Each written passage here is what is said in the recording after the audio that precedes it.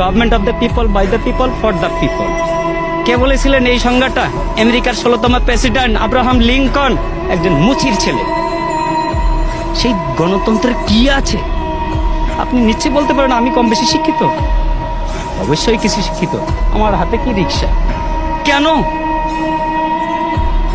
আমি ভালো কিছু করার কি আমার যোগ্যতা নেই, দক্ষতা নেই? আছে, কিন্তু আমার যাচাই বাছাই করার আমার প্ল্যাটফর্ম পাই না। তার আগে ওনারা খেলা শুরু করে দিয়েছেন, খেলা হবে, খেলা হবে। আর কি খেলা হবে? আপনি কি খেলতে চান? কি খেলতে চান? আমরা তো এই দেশের জনগণ, সাধারণ মানুষ। আপনি আমাদের কাতারে আসেন, তারপর খেলা কাকে বলে আমরা খেলবো। আপনিও খেলেন। দেশ স্বাধীন হয়েছে, এই স্বাধীনতার দলিলটা কার কাছে আছে? দলিলটা কার কাছে আছে?